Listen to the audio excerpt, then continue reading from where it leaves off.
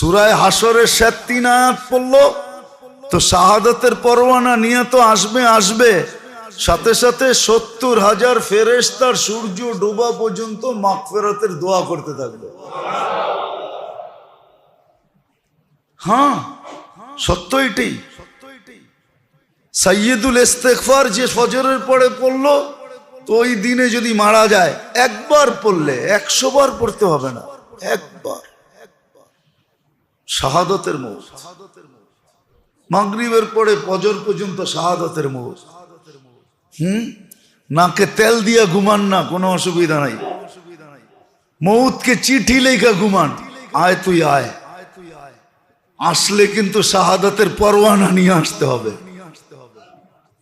সুযোগ আছে কিন্তু মূল্যায়ন তো করতে হবে, আমাকে করতে হবে, আমারটা আমাকে করতে হবে।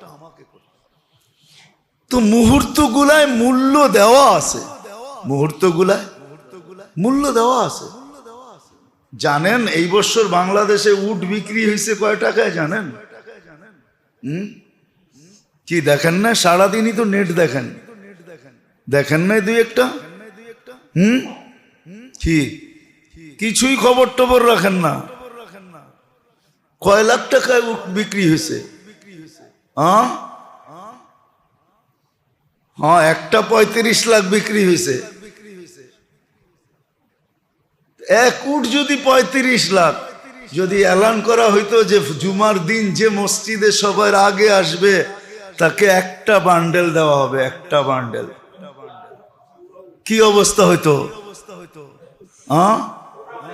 কি ফজরের নামাজ পড়া না, তাহাজ্জুদের সময় আইসা বইতো। কয়টা বান্ডেল? আল্লাহ তো বলে জুমার দিন সবার আগে যে আসবে, যতজন আসবে একসাথে, সবাইকে একটা লাল উট সদকা করার সওয়াব দিব, কোরবানি করার সওয়াব দিব।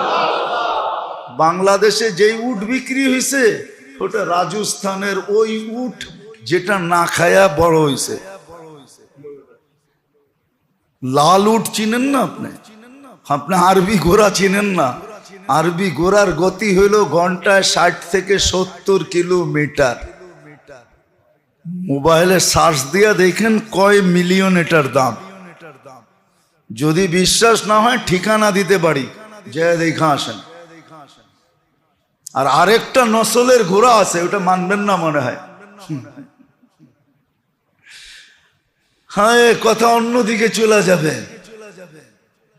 কোন এক যুদ্ধে, আমরা তো মানি না আল্লাহ রসুলের কথা। আল্লাহ রসুল এক জায়গায় সফরের ভিতরে থামছেন, তো সবাই ভাবছেন মনে হয় কয়েক ঘন্টা থাকবেন, বিদায় ঘোড়াগুলাকে ছেড়া দিছেন, সওয়ারি ছেড়া দিছেন ঘাস খাওয়ার জন্য। একটু পরেই আল্লাহ রসুল বলতেছে না চলো এখানে থামবো না, তো ঘোড়া তো ছেড়া দিছে।